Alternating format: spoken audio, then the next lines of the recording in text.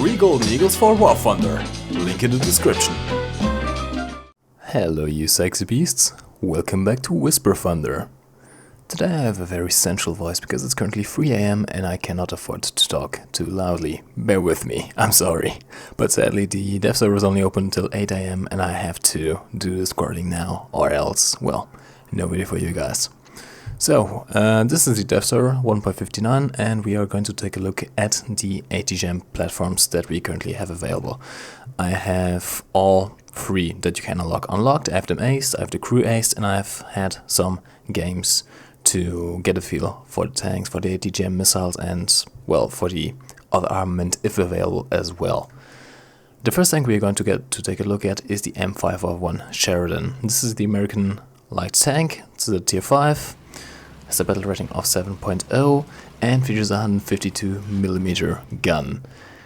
Now, this is the only, well, not technically the only. This is one of the tanks that can fire ATGMs as well as regular ammunition. This 152mm gun has, by default, you don't even have to unlock anything, by default access to a HE shell with 45mm of penetration and a EFS shell which has over 350mm of penetration. Let's just quickly check. Yes indeed, 354mm of penetration.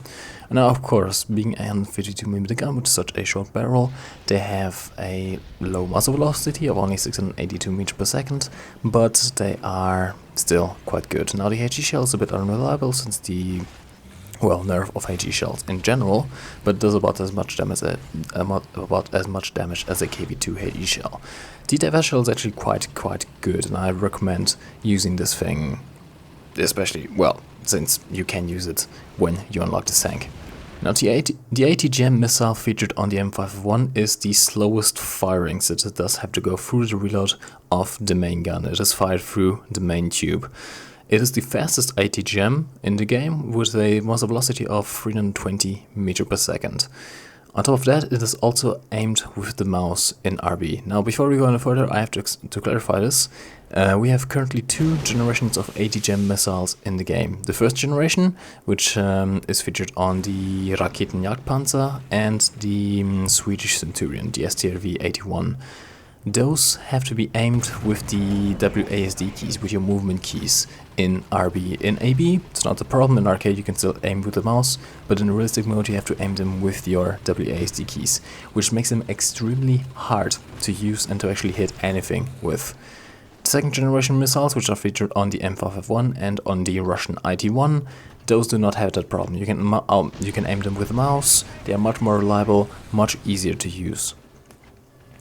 Now, this ATGM is the one that has the least penetration of all the ones we have available. Only 431mm of penetration. The one thing that's common amongst all ATGM missiles is that they are shaped charge ammunition missiles, which means they are essentially HEAT-FS shells on steroids. The other ones have quite a bit more penetration, but trade-off in their aiming system or their velocity.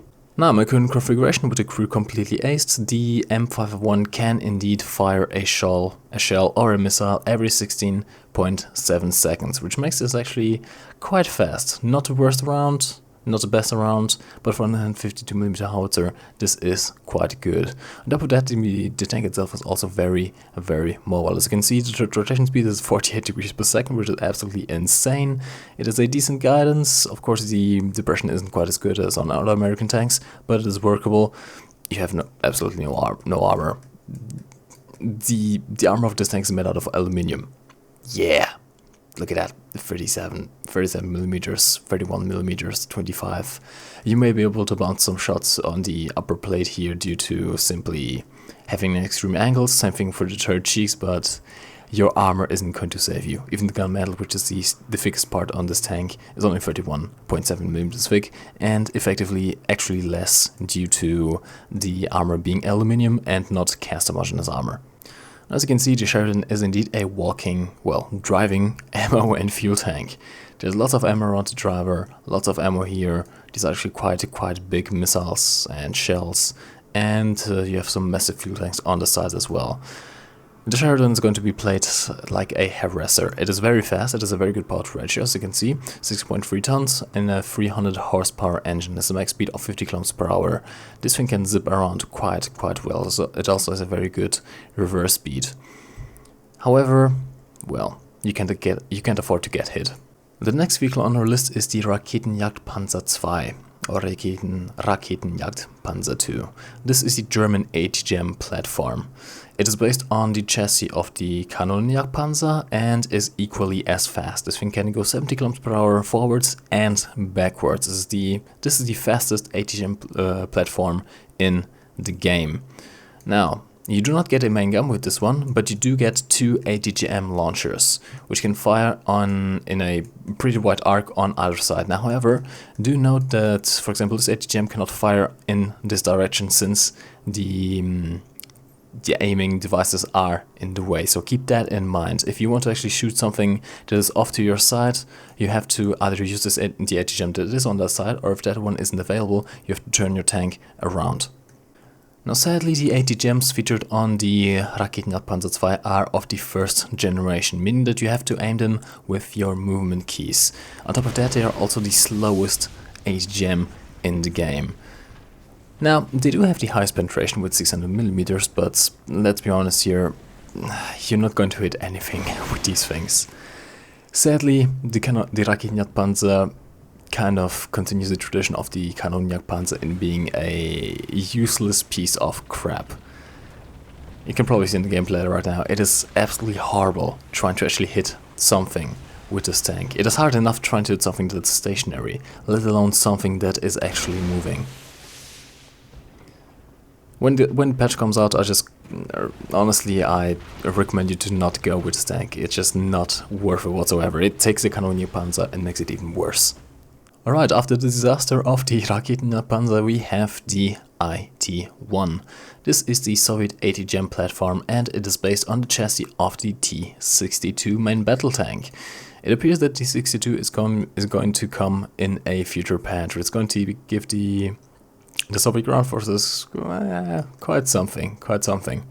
Now, the IT-1 is the most armored ATGM platform. As you can see, 100mm quite sloped back, same here, and the turret as well is quite well armored. Now, of course, sitting at a battle rating of 7.7, most things that you face against will have no problem penetrating you. However, if you face off against something that has APCR rounds, for example, you can bounce some shots, simply due to the extreme angling of the armor.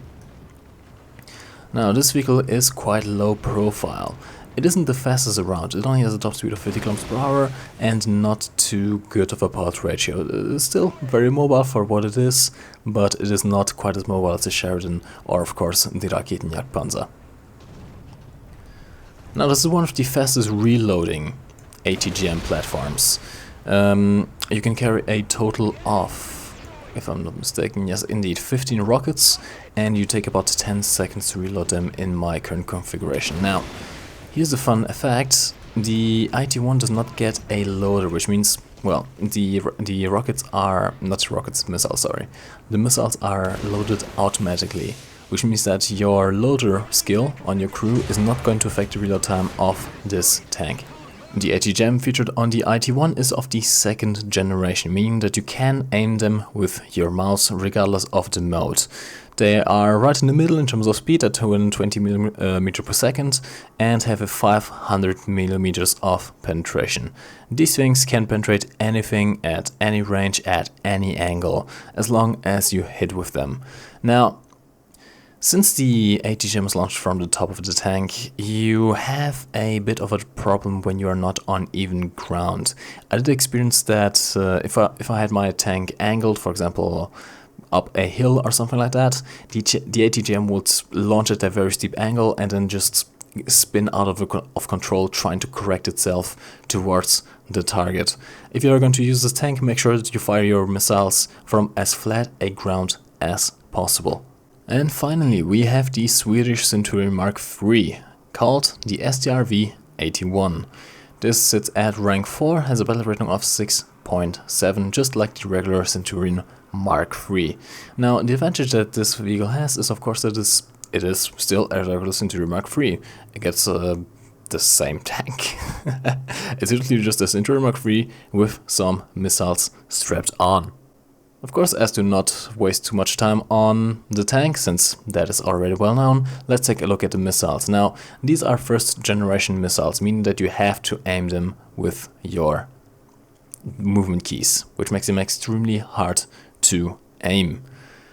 They have a relatively slow velocity of 190 meters per second, but a very high penetration of 600 millimeters.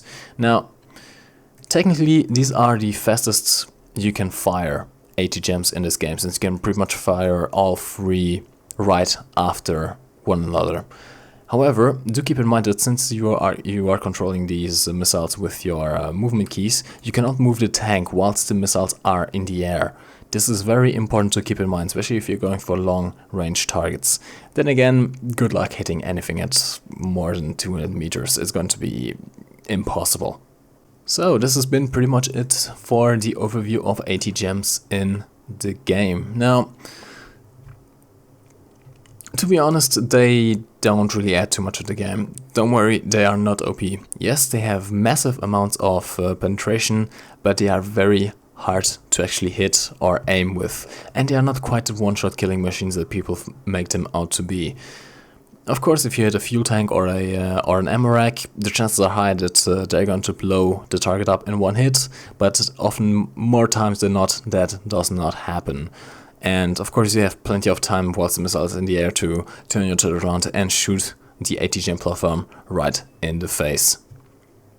Now, personally, I do quite like the M5F1 and the IT1, simply because those ATGMs are actually usable, especially long range. They are quite good, especially for the M5F1. They're a good compensation for the low muzzle velocity of the main shells. At close range, you can use the Heat FS and the HE shell, and at longer ranges, you can use the missile. You can also carry quite a lot of them.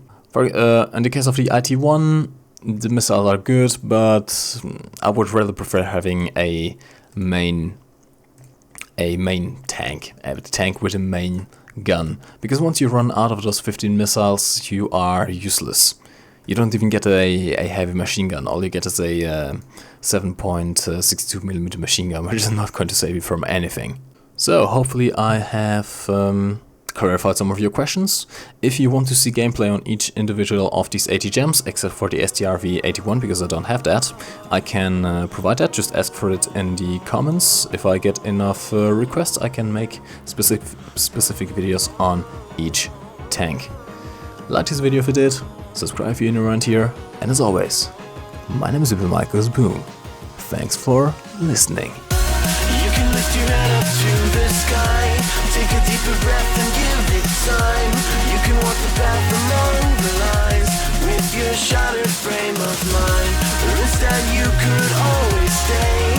We can wait right here and play until somehow you can find a slightly